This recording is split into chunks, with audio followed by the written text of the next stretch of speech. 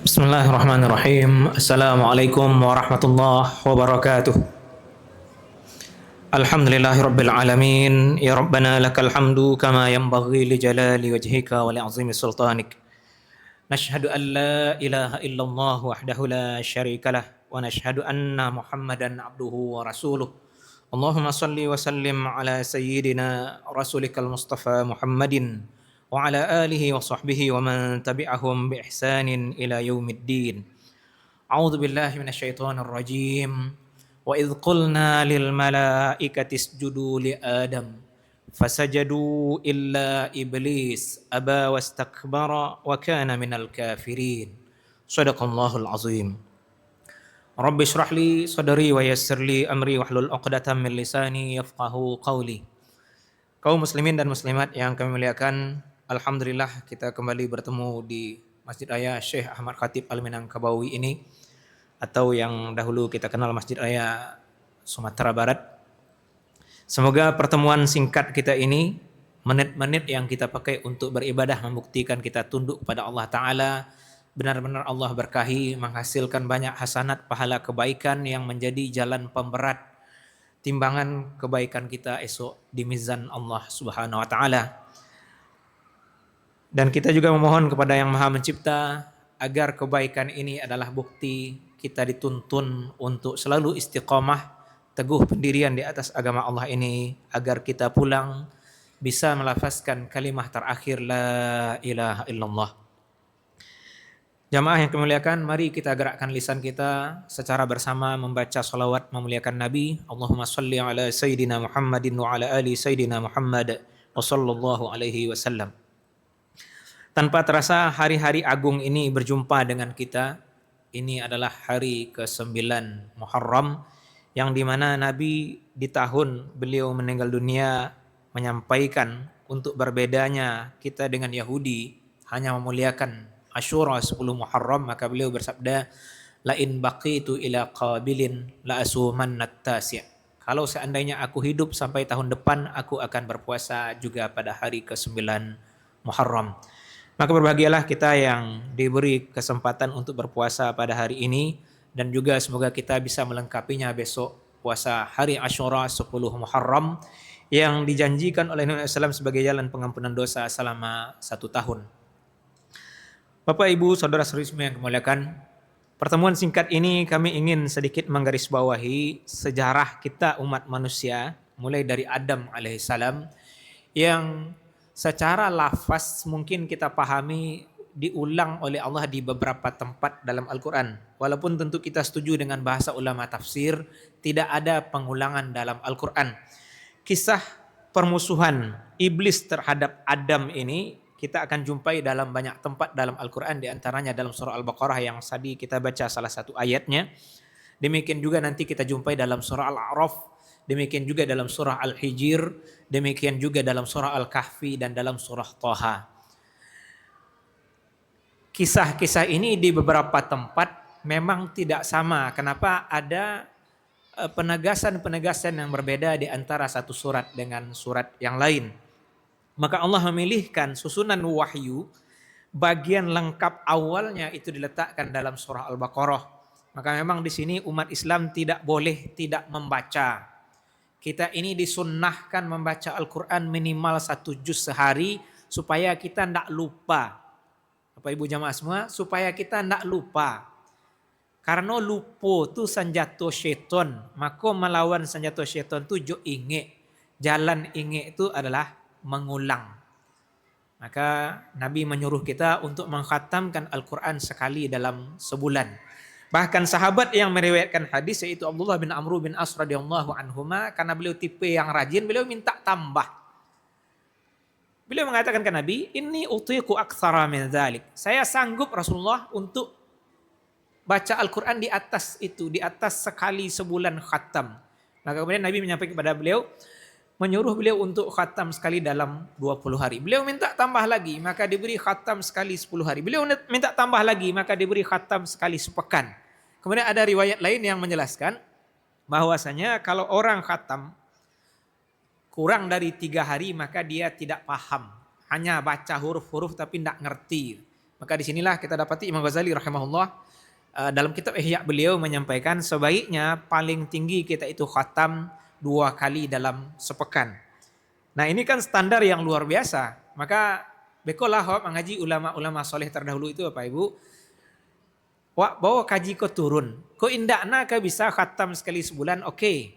Maka kita baca Quran tiap hari mungkin akan khatam sekali dalam 2 bulan atau sekali dalam 3 bulan.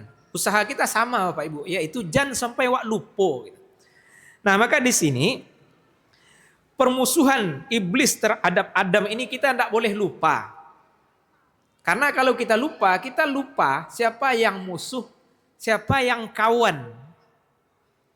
Maka ayat-ayat Al-Quran menegaskan kesombongan iblis menghina Adam dan menghina Allah Subhanahu wa taala adalah penyakit yang dia usahakan tularkan kepada anak cucu Adam. Maka Nabi mengancam di situ, kesombongan iblis ini kalau kita pandang halal ada di diri kita, maka dijamin tak masuk surga itu. La yadkhulul jannata man kana fi qalbihi mithqalu dzarratin min kibrin. Tidak akan masuk surga orang yang walaupun seberat zarrah ada dalam hatinya sifat merasa diri besar, merasa sombong. Nah, kita dapati ulama hadis merinci di situ bukan sombongnya tapi adalah memandang kita berhak sombong. Itu masalah. Sebagaimana iblis menganggap dirinya berhak untuk merasa lebih besar, lebih mulia dibanding Adam dan menyalahkan Tuhan. Maka di sini pelajaran agung yang kita ambil, jangan kita mengulang kesalahan iblis karena memang iblis menginginkan kita sama dengan dia. Sama sombongnya, kemudian sama masuk neraka. Kemudian Nabi menjelaskan makna sombong ini dalam hadis yang lain dengan bahasa bator yang memiliki makna dalam bahasa Arab lebih relatif sama. Al-kibru batrul haqqi wa ghamtun nas. Sifat sombong itu adalah menolak al-haq, menolak kebenaran yang datang dari Allah Ta'ala dan merendahkan manusia. Dan itu memang dimulai dari iblis. Iblis menolak kebenaran perintah Allah menyuruh dia sujud karena memang Adam memiliki kemuliaan. Dan itu sudah diuji. Adam dibuat oleh Allah Ta'ala mampu menyerap berbagai nama. Dan bahkan sampai sekarang kita umat manusia tidak hanya mampu menyerap nama tapi mampu memberi nama. Dahulu kita di SD, kami pribadilah misalnya, kita hanya tahu ada vitamin B12. Sekarang vitamin B12 itu sudah punya nama masing-masing. Dulu kita tidak mengenal ada istilah omega 3. Begitu hebatnya manusia ini membuat nama. Sesuatu yang disodorkan kepada para malaikat tidak sanggup. Maka itu jadi jalan oleh Allah memuliakan Adam di atas kalangan malaikat. Dan kita sama tahu dalam surah Al-Kahfi dijelaskan. Iblis asalnya adalah golongan jin. Kana minal jinni fafasaqa an amri rabbi. Adalah iblis itu dulu dari golongan jin. Maka kemudian dia fasik membangkang kepada perintah Tuhannya. Maka jamaah yang kemuliakan, Imam Ibnu Katsir rahimahullah menyampaikan dalam tafsirnya bahwasanya prinsip ketaatan iblis di masa terdahulu menjadikan dia diangkat, walaupun dia dari golongan jin, diangkat bersama golongan malaikat. Maka kalau bahasa kita sekarang, dia itu jadi anggota kehormatan. Dia tidak anggota asli, tapi menjadi anggota kehormatan di kalangan malaikat. Maka perintah sujud kepada Adam masuk dia di dalam itu. Kenapa? Karena dia ada dalam majelis perintah. Dan dia sendiri sadar bahwasanya dia disuruh. Kan dia tidak bantah Tuhan, saya kan tidak disuruh. Tidak. Dia disuruh tetapi merasa tidak patut disuruh. Maka jamaah semua, disinilah kita mengambil pelajaran agung.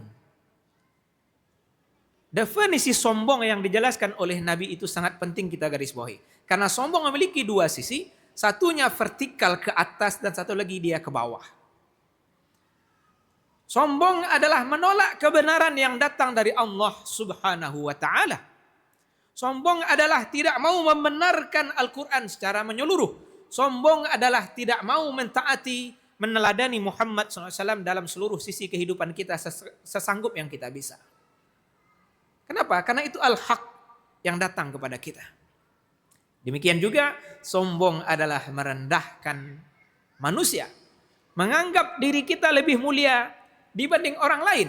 Padahal Nabi SAW sudah mengabarkan standar kemuliaan kita sebenarnya hanya diukur dengan ketakwaan.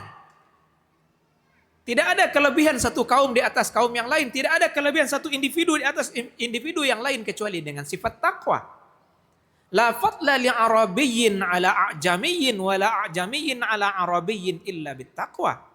Tidak ada kelebihan orang Arab di atas non-Arab. Demikian juga sebaliknya non-Arab di atas Arab tidak berlebih, tidak lebih mulia. Kecuali dengan ketakwaan. Maka orang Arab bisa lebih mulia dibanding kita kalau mereka lebih takwa. Dan kita bisa lebih mulia dibanding orang Arab kalau kita lebih takwa. Dan uniknya, takwa adalah sesuatu yang tersembunyi. Takwa tersembunyi mulai dari dalam dada, kemudian dia nampak dalam aktivitas amal harian. Maka orang takwa adalah orang yang sholat. Orang yang tidak sholat adalah orang tidak takwa. Orang takwa adalah yang ketika hartanya senisab dia berzakat. Orang takwa adalah orang yang menutup aurat. Orang takwa adalah yang memastikan dirinya hanya makan halal dan menjauhi yang haram. Orang takwa adalah yang memakai prinsip menjaga dirinya dari hal yang abu-abu, remang-remang atau syubhat. Maka jamaah semua, sifat sombong tidak ada pada diri orang takwa. Kenapa? Karena orang takwa tahu itu adalah tipu daya iblis agar kita sama celaka dengan dia. Maka ayat yang tadi kita baca sudah sama kita pahami. Ketika kami, kata Allah berfirman kepada para malaikat, bersujudlah kamu kepada Adam, maka semua mereka bersujud kecuali iblis tidak mau sujud. Dia enggan dan merasa dirinya lebih besar. Dia sombong. Wa kana minal kafirin. Dan memang dia wataknya itu sudah kafir. Kemudian kalau kita mau lanjut lebih jauh, di dalam surah Al-A'raf, kita mendapatkan pelajaran agung. Bahwasanya iblis sesudah terusir dari sorga, dia bersumpah akan menyesatkan semua anak cucu Adam kecuali sedikit. Dan dia mulai dengan menyesatkan Adam dan istrinya Hawa. Dia terusir, makanya masih bisa cilok-cilok masuk sorga untuk menipu Adam. Ada yang menyampaikan bahwasanya dia masuk itu dalam rupa ular. Dan dia bersumpah kepada Adam memberi nasihat, menginginkan Adam dapat kebaikan kalau dia mau memakan buah dari pohon yang dilarang oleh Allah Ta'ala. Nah, disinilah berlaku kalau kita mengabaikan tuntunan dan mendahulukan hawa nafsu, maka kita dikalahkan oleh syaitan. Di sini kita dapati ajaran Nabi, la yu'minu ahadukum hatta yakuna hawahu taba'an lima ji'tu bihi. Tidak akan sempurna iman seorang di antara kamu sampai hawa nafsu keinginannya mengikuti ajaran yang aku bawa. Maka bolehkah kita berkeinginan? Boleh. Selama keinginan kita mengikuti ajaran Nabi Muhammad SAW. Laki-laki menginginkan perempuan. Boleh? Boleh. Caranya adalah mengikuti tuntunan Nabi SAW dengan menikah. Bolehkah kita menginginkan makanan enak? Boleh. Bolehkah kita menginginkan baju bagus? Boleh. Selama menempuh semua itu dengan cara halal dan tidak israf. Berlebih-lebihan. Tapi kalau sudah menempuhnya dari jalan haram, kita sudah ditipu oleh syaitan. Kalau kita sudah berlebih-lebihan, kita sudah ditipu oleh syaitan. Bapak Ibu yang kemuliakan, kemudian dalam surah Al-A'raf ini kita ambil apa perbedaan Adam ketika salah melanggar dengan iblis salah melanggar? Ialah Adam ketika salah menyadari salah dan mau memohon ampun dan memperbaiki diri. Sedangkan iblis tidak. Iblis salah merasa dirinya tetap benar dan bahkan dalam surah Thaha dia berani menyalahkan Tuhan. Maka mari kita ambil pelajaran ini. Awak kalau salah, mengaku salah dan mau memperbaiki diri. Ketika ini kita pakai, maka Allah nan menuntun ba'a cara awak bertaubat, ba'a cara memperbaiki diri. Dalam surah Al-Baqarah, sambungan ayat tadi, fatalaqqa Adamu min rabbih kalimatin fataba alaih. Adam menerima dari Tuhannya beberapa kalimat yang menjadi jalan taubatnya diterima. Dan di situ dalam surah Al-A'raf kita mendapatkan ajaran taubat Nabi Adam ini dengan doa Rabbana zalamna anfusana wa illam taghfir lana wa tarhamna lanakunanna minal khasirin. Maka doa ini sangat bagus kita amalkan karena Adam taubatnya diterima dengan doa ini. Maka mari kita salah mengakui salah dan berusaha memperbaiki diri, jangan sampai kita salah justru tetap bertahan merasa benar. Terakhir Bapak Ibu jemaah semua, untuk mengetahui mana yang salah dan mana yang benar sudah pasti, kita harus tahu dahulu ajaran syariat. Kalau tidak tahu ajaran syariat, kita boleh jadi terbalik menganggap benar yang salah. Demikian kita akhiri. Subhanakallahumma bihamdika nashhadu an la ilaha illa anta nastaghfiruka wa natubu ilaik. Amin ya rabbal alamin. Assalamualaikum warahmatullahi wabarakatuh.